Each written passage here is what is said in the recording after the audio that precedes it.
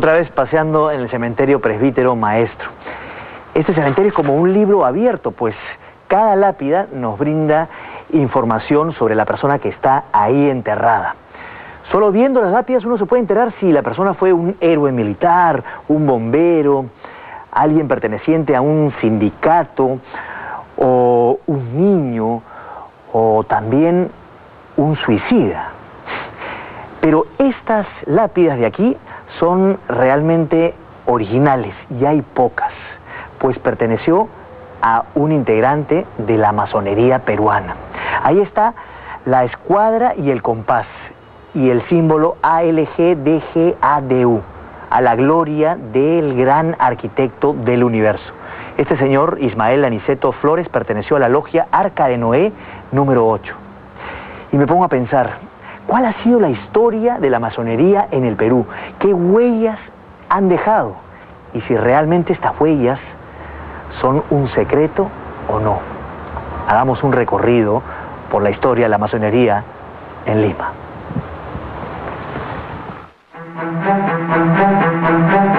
Para muchos, la muerte no es el último paradero. Y lo que has construido en vida llega a medirse en el otro mundo. Y es aquí, en las ciudades, donde los hombres con sus hechos se van construyendo a sí mismos, a su sociedad y a sus semejantes.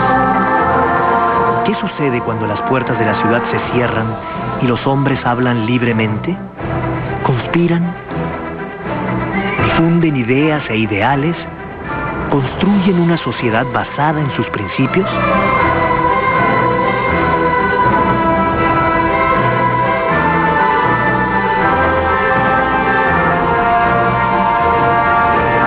La masonería ha sido parte del hombre y sus ciudades como una cultura mucho más presente de lo que se habla en los libros de historias, sosteniendo ideas, difundiéndolas, construyendo al nuevo hombre, sobre todo durante el siglo XVIII, en que muchos de los cambios tenían su fundamento en el libre pensamiento, fuera de dogmas, y junto a la necesidad imperiosa de tener una sociedad libre, fraterna e igualitaria.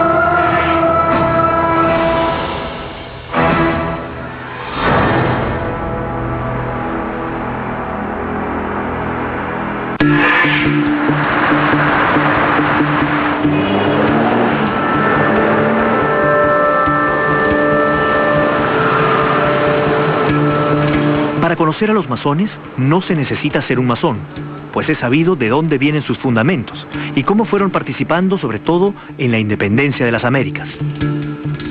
Sin entrar en detalle y simplificando, diremos que la masonería basa sus enseñanzas en la construcción espiritual de un mejor hombre. Y sus ideas llegan amalgamadas desde la filosofía metafísica de pensadores medievales, los gremios de constructores de aquella época y ciertas prácticas y simbologías de la vieja orden de los templarios. Sin embargo, todas estas ideas se ven cristalizadas en un momento importante para el mundo, el siglo XVIII, cuando en 1717 se funda la Gran Logia de Inglaterra, agrupando logias dispersas. ¿Cómo así llega al Perú y a Lima precisamente? Las primeras informaciones de masones en el Perú llegan a cargo de nada menos que don Ricardo Palma. En su famosa tradición de la Casa de Pilatos, que es donde hoy se encuentra el Tribunal Constitucional, nos narra ahí de el encuentro sorpresivo de unos herejes, al parecer judíos portugueses, que estaban realizando ciertos rituales. Sigue investigando este hecho y encuentra que en la Inquisición se siguió un juicio contra una serie de estos judíos y además 10 francmasones, es decir, integrantes de la francmasonería o masonería propiamente dicha. Algunos estudiosos de la masonería dudan de este hecho porque la masonería institucionalizada es posterior. Pero hay que recordar también que Ricardo Palma fue nada menos que un prominente masón.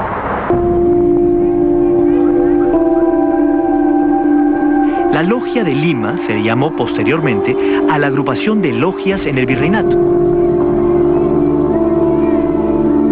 Hay otras informaciones que indican que las logias prerrepublicanas sesionaban en una casa del Callejón de San Francisco, calle que quedaba detrás del convento del mismo nombre. Se dice que también personajes históricos como Túpac Amaru y Túpac Katari fueron iniciados, y según Micaela Bastidas, don José Gabriel conocía la verdadera luz.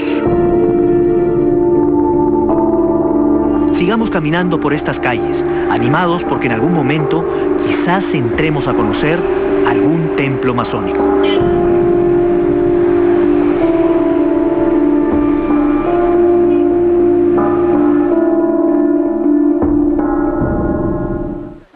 A la vuelta de la esquina.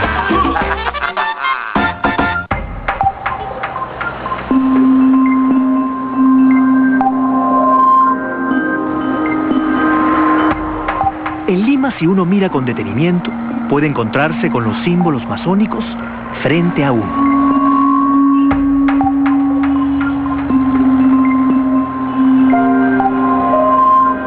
En la avenida Alfonso Ugarte se encuentra esta Casa Blanca. Si uno mira con detenimiento en la parte superior de la puerta, va a notar una figura. Es una figura masónica, a no dudarlo. Un águila bicéfala que tiene una espada en sus garras y una frase en latín, Deus meumque jus, que quiere decir Dios y mi propio derecho moral, por así decirlo. Arriba nos muestra un triángulo invertido con el número 33, un número cabalístico. ¿A qué edad murió Cristo? Miremos.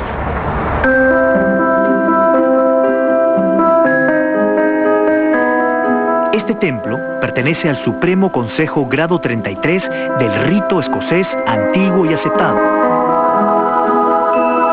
Una de las potencias masónicas en el Perú. Los ritos más difundidos son el escocés, el primero que se trabajó en el Perú, y el de York o Azul. Adentrarnos en esto sería largo. Mejor sigamos conociendo cómo así llega al Perú y su posible relación con nuestra independencia. Se dice que Pablo de Olavide, el peruano ilustrado que tuvo inmensa fama en Europa, que inflamó el deseo de libertad por estos lares, fue masón, y al parecer inició a Francisco de Miranda, el primer promotor de la libertad americana dentro del secreto arte. De ahí el lazo hacia Bolívar, quien también fue masón, es lógico. Al Perú, la masonería pudo llegar por el virrey La Serna, que llegó desde España con su séquito militar y civil, sin duda junto a varios masones. También pudo hacerlo a través de las logias lautarinas, una especie de sociedades secretas inspiradas en la masonería, cuyo fin era difundir las ideas revolucionarias y libertarias. A estas logias pertenecían individuos como San Martín y O'Higgins. Finalmente, pudo haber llegado también por el norte, desde Nueva Granada, junto a Bolívar y su ejército. Dentro de la historia masónica, se cuenta que eventos importantes como el encuentro de San Martín y La Serna en Punchauca, la capitulación de Ayacucho o la conferencia de Guayaquil entre los dos libertadores fueron en realidad encuentros entre masones que se reconocían entre sí, con lenguaje, señas y símbolos comunes. Hemos recibido una llamada. Lacónicamente, han aceptado nuestro pedido para conocer su templo en el Jirón Washington.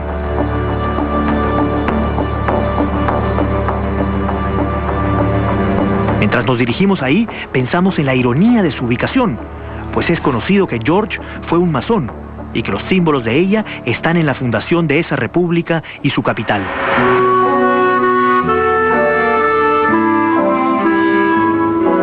Me temo que quizás no sea una ironía después de todo. Lo que sí es cierto es que uno de sus primeros templos se ubicó en el Jirón Guanta, hoy demolido, y este del Jirón Washington se logra concretar a principios de la década del 30.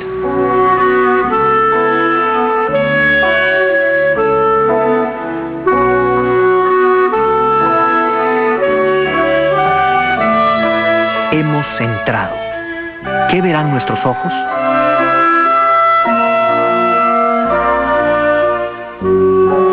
A la vuelta de la esquina.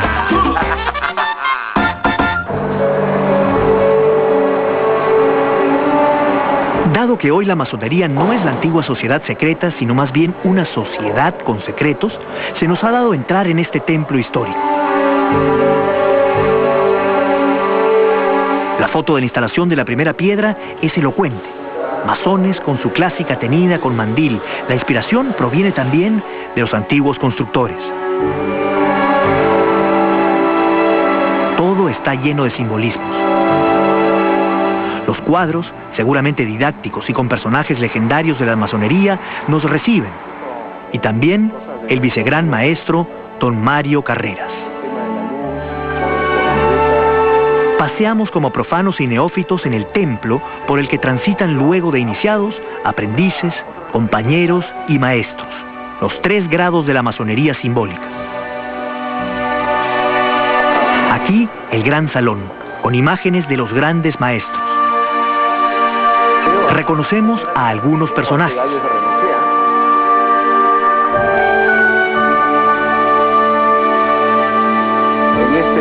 El gran cuadro nos deja pensando cómo y en qué eventos se han manifestado los masones en la historia nacional.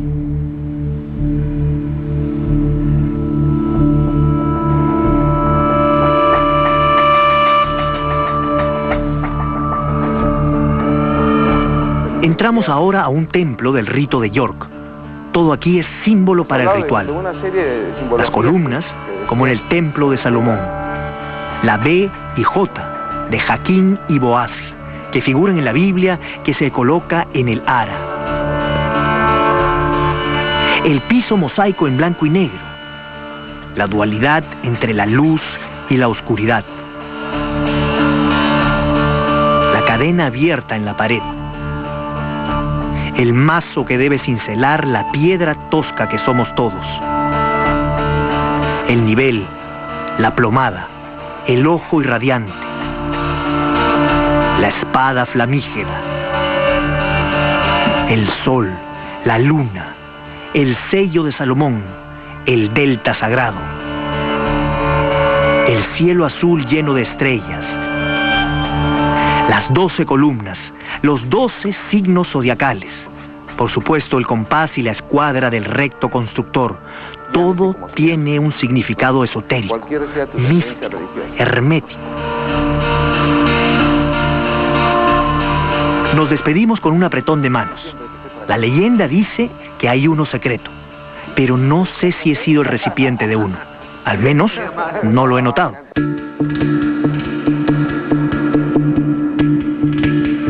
Salimos con la sensación corporal de haber sido confiados en un viejo secreto y rápidamente nos dirigimos a su templo principal en Korpak, a donde también hemos sido invitados. Mientras nos dirigimos a ir rápidamente, contaremos que dentro de los cismas y divisiones que al parecer son frecuentes en la masonería, la fecha de 1831 es importante, puesto que se da la primera gran logia formal, el Gran Oriente Peruano, que no es más que una agrupación de varias que antes estuvieron bajo la jurisdicción del Gran Oriente Nacional de Colombia.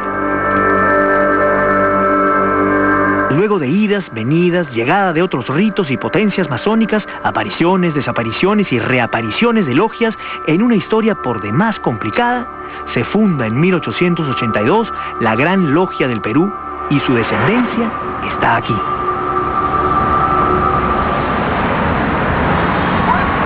Frente a la Gran Logia del Perú, en Korpak, está la estatua de José Gálvez Barrenechea, quien fuera primer vicepresidente del Perú, presidente del Senado, gran literato identificado con Lima también por sus escritos. No es casualidad que esté aquí, pues fue gran maestro de la logia en los años 50. Toda su familia estuvo vinculada a la orden masónica. Recordemos a uno de sus antepasados, el gran José Gálvez del combate del 2 de mayo, también fue masón. Y hay que recordar que muchos hombres memorables e históricos del Perú fueron también masones, no hay que olvidarlo. Hombres como Grau, Bolognesi, Alfonso Ugarte fueron masones en una época en que ser masón era casi una necesidad social. Mejor entremos y visitemos su museo. Pues allí están los ilustres presidentes del Perú que fueron masones. Nos damos cuenta del apretón de manos entre la política peruana y la masonería. Están los precursores, los célebres internacionales.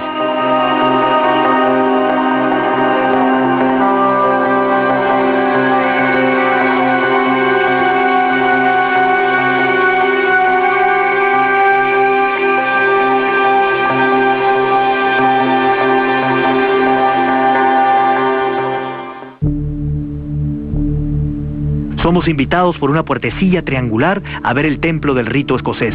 Un cuarto con casi la misma simbología que el de York, solo que en potente y hasta enérgico rojo. Alguna razón habrá.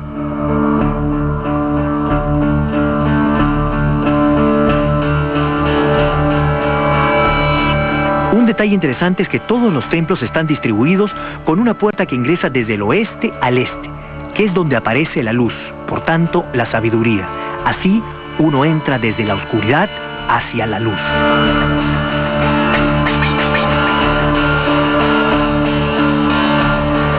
A la salida, conversamos con el gran maestro Hildebrando Machuca. La masonería se encarga o se encargó de reunir desde su fundación a los libre pensadores. Las logias que existían antes de fundarse la Gran Logia del Perú, dependían de un organismo que se llama Supremo Consejo del Grado 33, que dependía de Escocia. Ha tomado su tiempo para que algunas logias, algunos venerables de las logias que ya existían, se pusieron de acuerdo para formar una sola institución, que es la Gran Logia del Perú. Algunos de nuestros hermanos mayores pensaban que la masonería debe mantenerse dentro de sus cuatro paredes, de los cuatro paredes de sus templos, y no salir a la sociedad. Pero últimamente, en esta última década, estamos haciéndolo así, como ocurre en todo el mundo. La idea, estimado Gonzalo, es que la masonería, la Gran Logia del Perú, se convierta en una institución referente, que pueda opinar en los hechos que involucran al desarrollo de nuestro país. Y tratar de convertirnos los masones en líderes en el puesto en que estemos ocupando. Sea cual fuera, el más simple o el más elevado. Hacer que quienes nos vean, nos reconozcan por nuestros actos. Los masones no decimos yo soy masón. Aquella persona que va pregonando su condición de masón no lo es, definitivamente. La masonería nos enseña todo lo que es relacionado con la moral y las buenas costumbres, pero por sobre todo nos enseña a amar a la patria y a honrar a nuestros héroes. La masonería simbólica tiene solamente 3 grados. Pues tenemos la otra masonería filosófica, que no la practicamos nosotros, sino otras potencias masónicas. ¿Qué es lo del Consejo? Que es el Supremo Consejo. De ahí se van desde el 4º grado hasta el 33. Pero uno podría pasar de acá al... Claro, el requisito para ingresar allá es que uno sea masón, que sea maestro masón.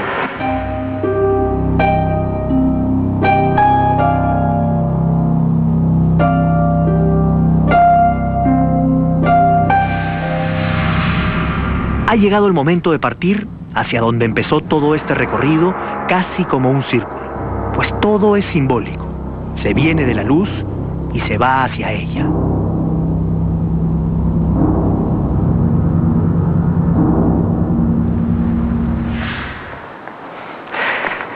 La historia de la humanidad está repleta de símbolos. A los hombres nos gusta manifestarnos a través de símbolos potentes, símbolos que trasciendan. El ejemplo perfecto está en un cementerio, repleto de símbolos que hacen referencia a la muerte y a la salvación. La masonería también está repleta de esos símbolos, los hemos visto en este recorrido. Y yo no podía abstraerme al uso de algún símbolo. Por ejemplo, el color de mi pantalón. Este morado se hace con la suma de ¿qué 2 colores? Ahí lo dejo.